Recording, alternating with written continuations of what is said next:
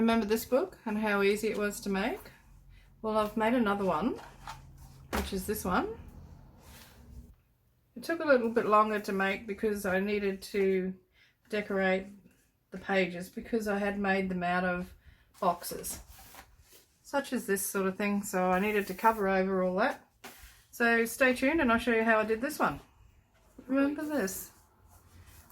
I made this up when I showed you how to make this, and it was much bigger, so I've cut it down to a more manageable size, and I've just put a little splint on the inside of the spine, and I've put a couple of pockets here. I've used some more of that same stuff that I used on that one, the file folder, stuff like that.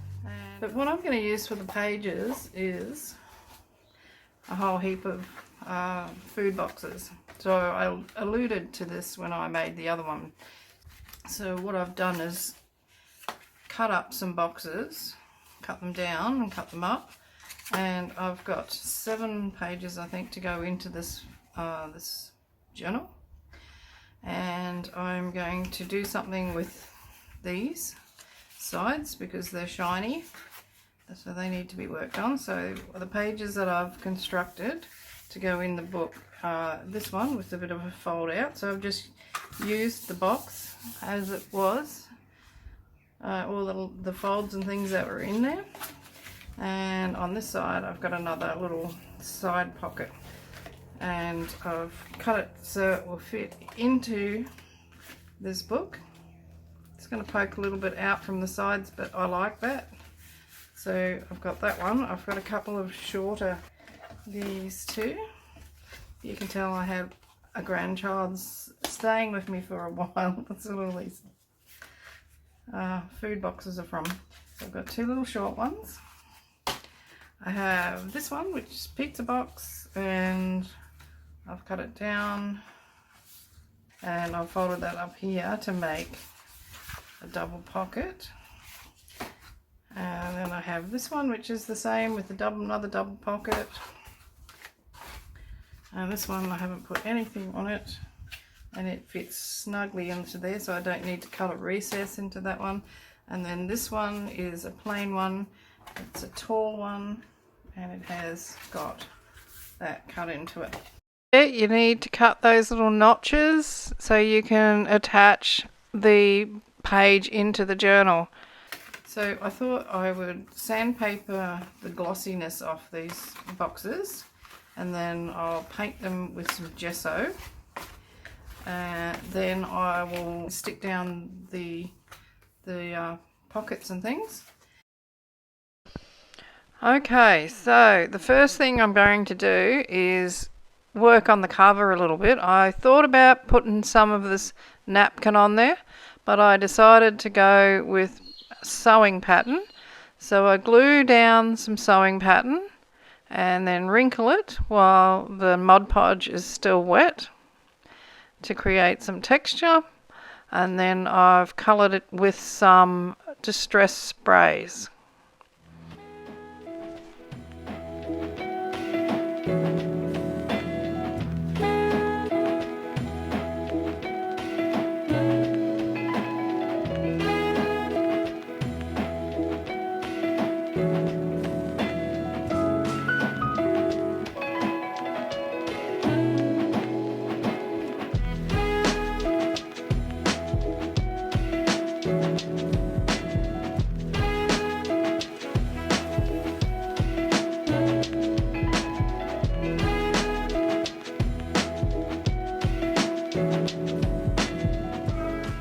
So I'm trying to get out as many of the air bubbles as I can, and I do actually break it in a couple of places, but that doesn't matter because it's only on there to provide texture.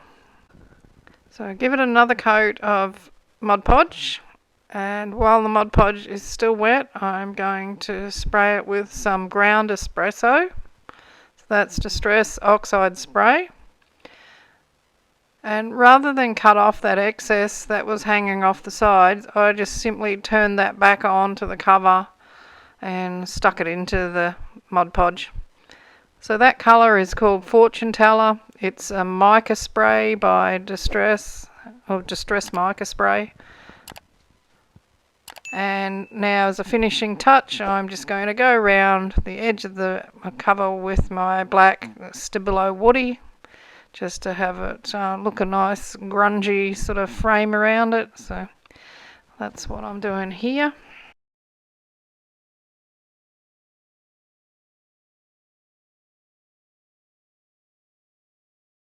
I'll try it around the corners, but of course it's too thick for my little corner rounder, so I've just cut it off with the scissors.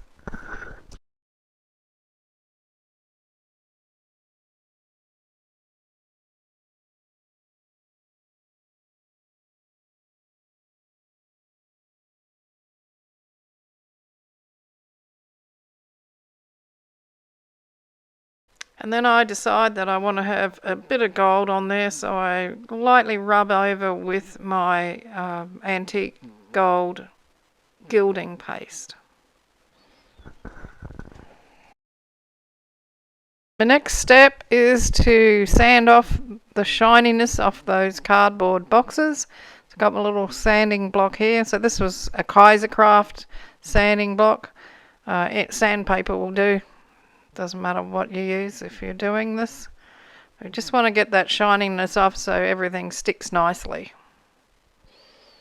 So all the shine's gone off my boxes, and it's time to give them a coat of white gesso.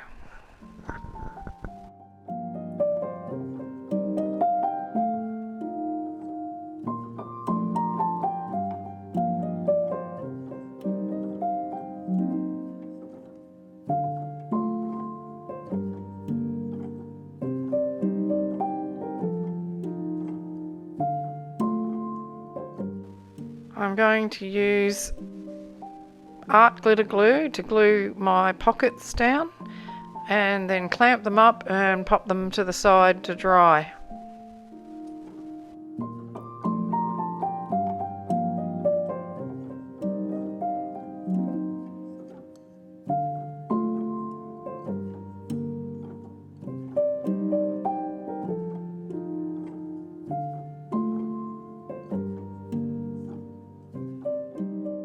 Next step is to attack the other side of that cardboard. So that's just plain grey on the inside. So there's the gesso. And I'm going to use some chalk paint, some chalk finish paint, which is actually an acrylic.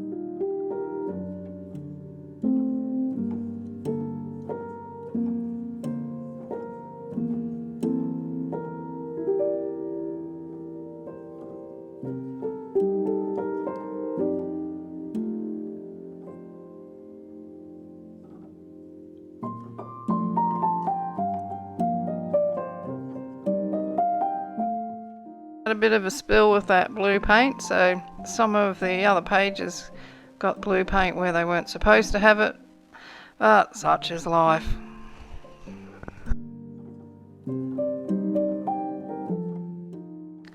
Now all the backgrounds have been painted, so it's time to add a little bit of decorative stenciling and so forth onto these pages. So I'm using some acrylic paint here and a makeup sponge to apply the paint.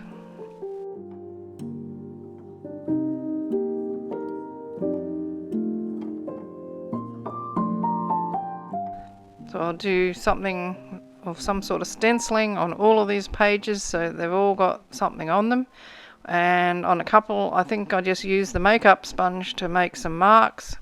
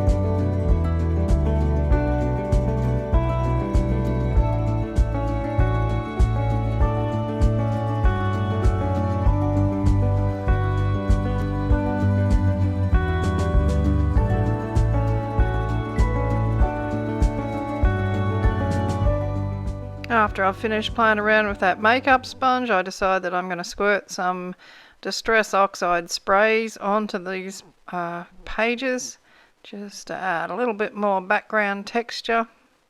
So far I'm really happy with the way they're turning out.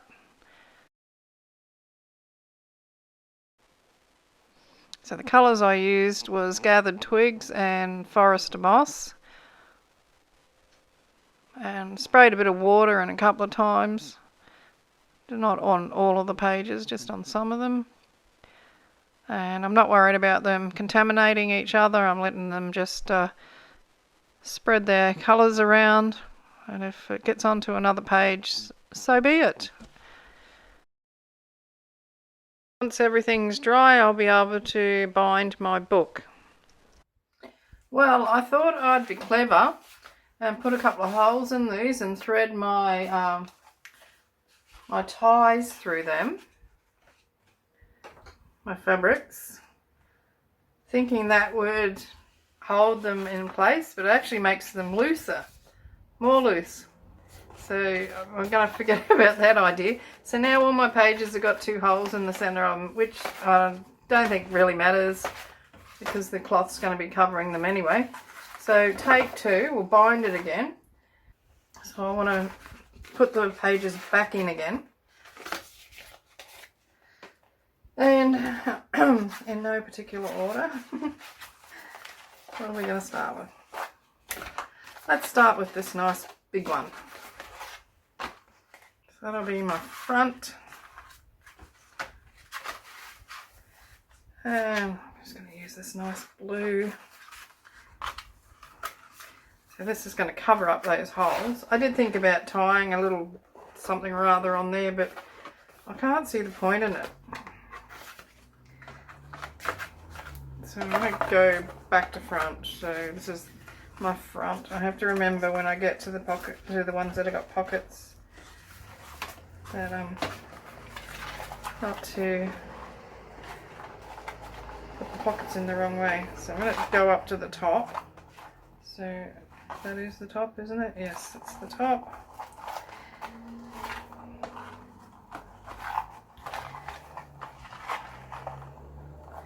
And I'll be retying all of these in again, so I want to make sure they're nice and firm. This is probably the hardest bit of it, actually, to get your knot tight. You almost need someone else to put their finger on there for you, hold it. So yeah, that's good. So let's go for this one next. So that has to go that way because I'm going back to front and upside down. And I'll go for this nice orangey, reddy coloured one. Yeah, I'm wanting to tie at the top, so I need my longest bit at the bottom.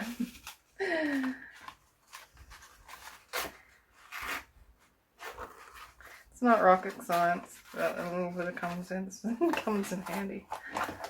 So that goes all the way up to the top, and we tie it off. So this is a great style book because when something goes wrong, you can just pull out your pages and fix up the problem, put them back in again. Or if you decide later on, oh, I don't like the colour of those ties, you can actually use something else, can't you? So here we go. This is what I've got so far. They go side by side, not within each other. I've got 7 to get put in. So next one, I think I will use one of these little short ones and pop that in there. And let's go for this lovely bluey green colour. This one doesn't have, because it's a short page, it doesn't have the little, what do I call them, inlets. I wanted something else to call them that the other books have, so I'm just tying that in.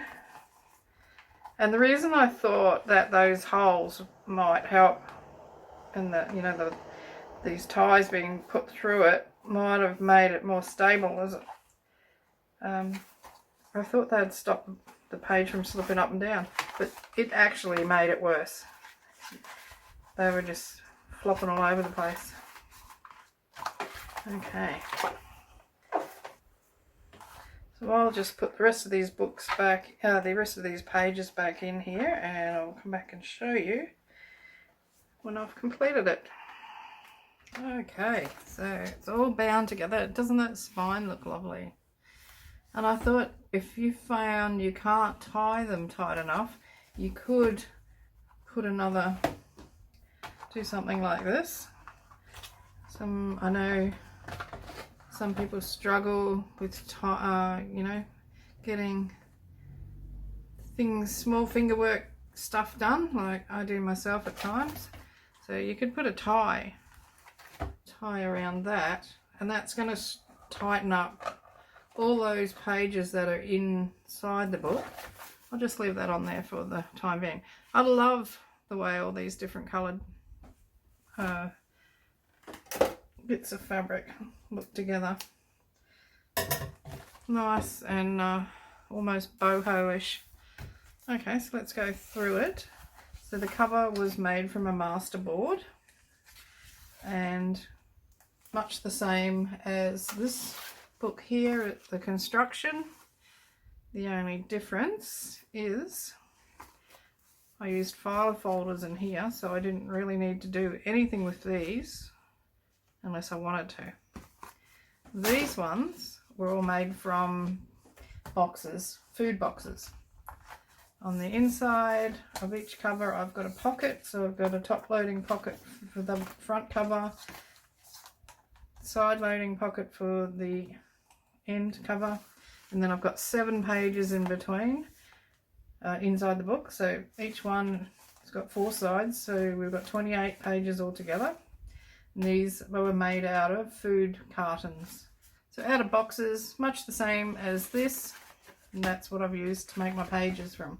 So I had to cover them, or in my mind I had to cover them. I know some people probably wouldn't think twice about leaving the actual cardboard in there. Actually, it might, you know, it's not a bad idea.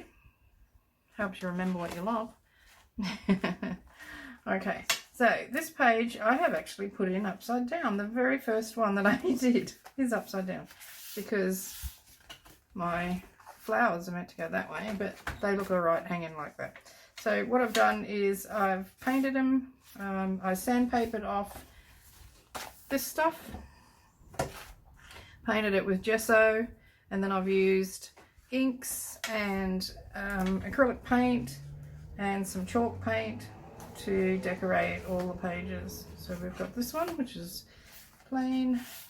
This next one has got pockets.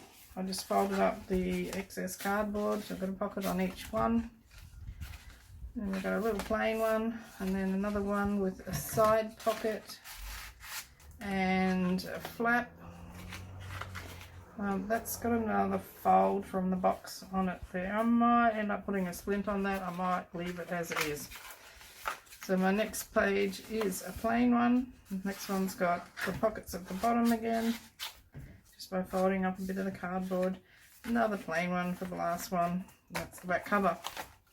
Okay, so really easy to construct. Now this took longer. This was already painted. That was already covered in the gel prints. All I had to do really was to cut out the recess for the ties to go on and cut up my file folders and then tie them in. So that was done. That was done in about 20 minutes maybe. This one took a bit longer because I got a little bit fancy with it. So but if had I left the boxes plain and not worried about this on the cover, yeah, probably would have been another really quick make. It's entirely up to you. Alright, so that's another variation on the same book here, and I am working on another one which I've got over here, which is supposed to be a Halloween one, but gee, I'm running out of time, aren't I? So this is my gruesome murdery book, so I'm doing it the same way, and I think I've got 6 or 7 pages to go in that one. 7. So at the moment I'm working on the pages and not far off being ready to go into the book. And yeah. So my next video will probably be the completion of this one, but I'm going to put you know, like my Halloweeny stuff in there. Okay, rightio. So we have 2.5 books made from this easy method. So what I might do, the next one I make using this method, I might do it, I'm thinking, with just regular paper, showing you how you can adapt it for that. Alright, hope you enjoyed that. Hope it's given you an idea or inspiration. Don't forget to give me a thumbs up, leave a comment, and subscribe if you are not already subscribed. And we'll see you in the next video. Hugs and cheers from Australia. Hooroo!